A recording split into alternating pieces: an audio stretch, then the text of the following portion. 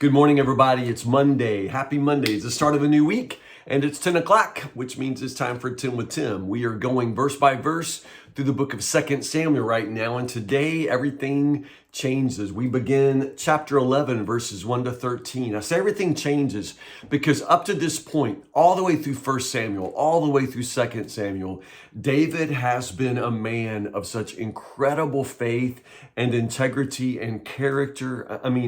And it's really difficult. It honestly is for me. I've loved so much his story, his saga, and to watch a man fall like this, to watch a man's character just absolutely implode as David's does here is just devastating to me. And I'm glad you're with me. Thanks for reading ahead and staying with me. Let's talk about how this happens, because honestly, the devastating thing is if it can happen to David, it can happen to any of us.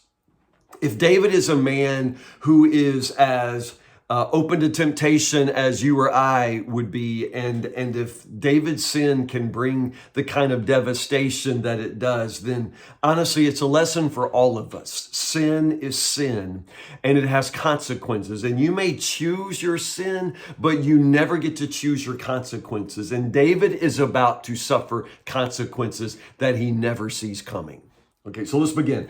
Verse 1, it simply says, in the spring of the year, when kings normally go out to war, King David sent Joab and the Israelite army to fight the Ammonites. Now, this war with the Ammonites is going to be sort of the background story for some time in 2 Samuel. But it's background because you'll notice the action on the battlefield sort of subsides for the action that's about to take place in the palace. And that's not a good shift.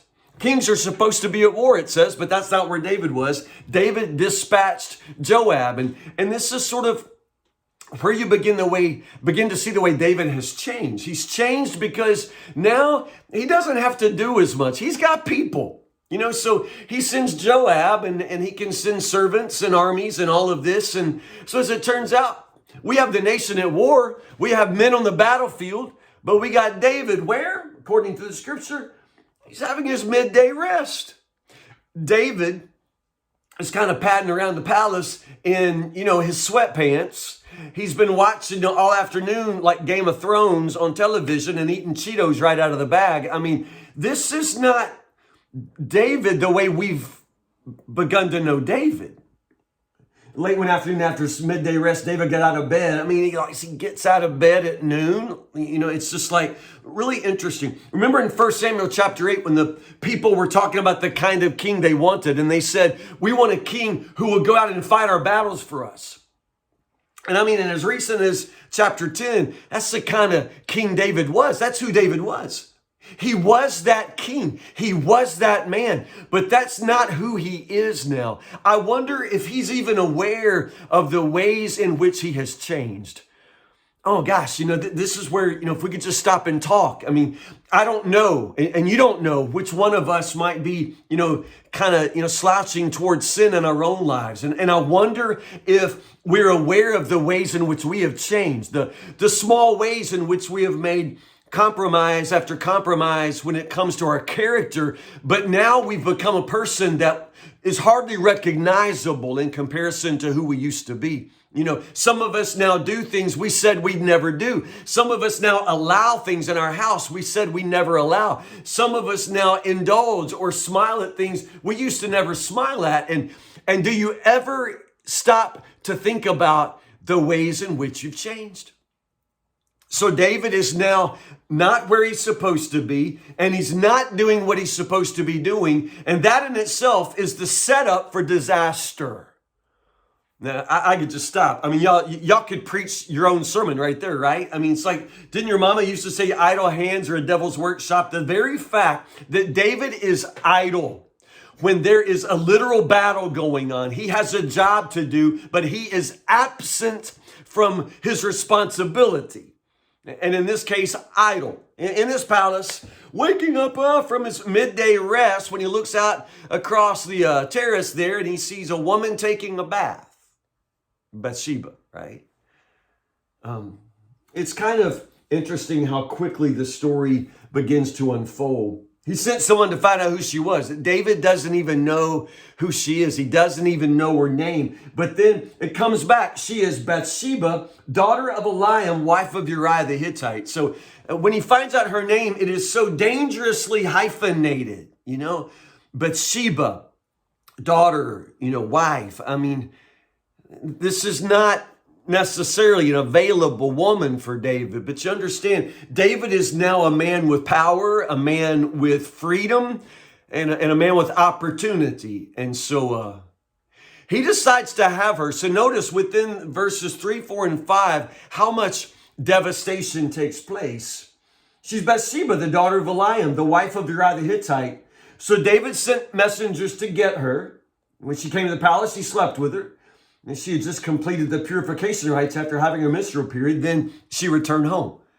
Now, the little detail there, I don't mean to be crude, but the little detail there about her period, it's just simply mostly there to let you know she is fertile, There is not every day in the month when a woman, could conceive, but, this is her day. I mean, she is in that time of her month when she's most fertile, and that is the very day that David decides that he must have her. So notice how quickly it just simply says, he sent for her, he took her, he lay with her, and there's no conversation. There's nothing like that. It all just happens, so breathtakingly, jaw-droppingly fast. It's all action. There's no conversation. We rarely stop to think about Bathsheba's role here, but understand she has no power in this situation. And the very first words that she's recorded as speaking are devastating words. In verse 5, she says, "I'm pregnant." The first time she speaks.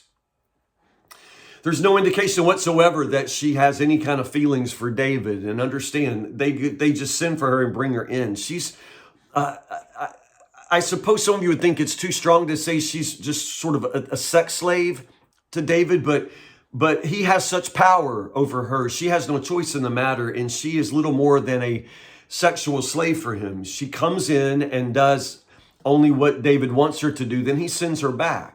I mean, this is David's whole plan. He just wants his, afternoon delight. Do you see that? And he thinks it's over. Like, he got her, he used her, he sent her back. No conversation, no affection. And understand, it's amazing. And this is the very nature of sin. David thinks it's over.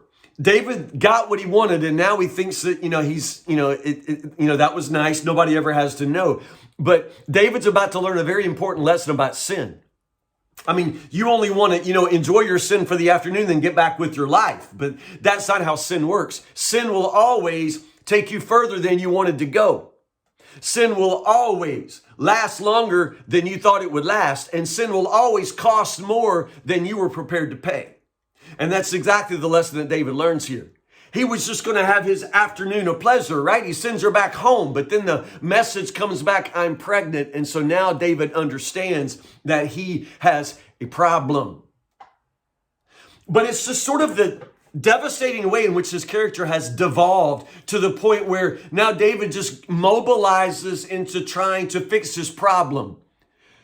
Bathsheba is pregnant, so his whole plan is about bringing Uriah, her husband, back home. Let Uriah go have a conjugal visit, right? And then no matter what happens from this point on, everybody's going to say that the baby is Uriah's. Even Bathsheba could say that the babies are daddy's, right? I mean, that's how it would seem. It's her husband's baby, but turns out Uriah is a very good man.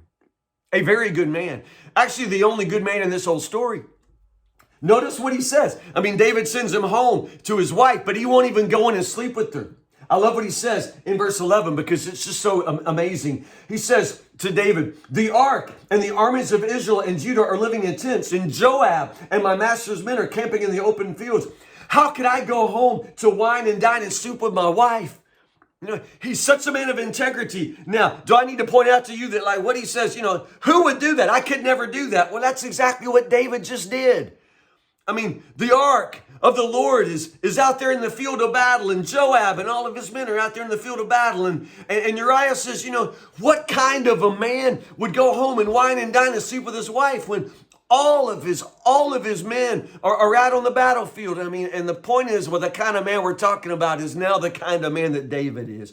Just compare David's lack of integrity with Uriah's utter integrity. Now, we'll pick up here tomorrow, but just notice how David learns to despise the only righteous man in this story, and that's Uriah.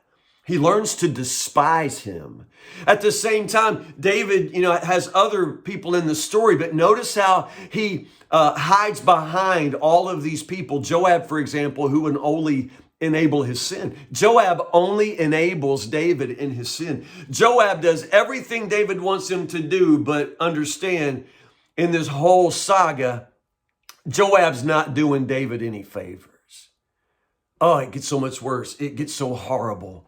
And we'll pick up tomorrow. 2 Samuel chapter 11, verses 14 to 27. It's just such a low point for David's character. And again, it grieves me to see it, but to see it in David perhaps will help us to see it in ourselves. And maybe we can miss the kind of mess that David steps into when he chooses to sin. I love you guys. Have a happy Monday. It's my day off, y'all. I'm going to the grocery. I'm mowing my yard, and I'm getting ready for tomorrow morning's 10 with Tim. I will see you tomorrow, 10 o'clock for 10 with Tim. 2 Samuel chapter 11, start with verse 14 through verse 27. Have a great, great day. I love you guys.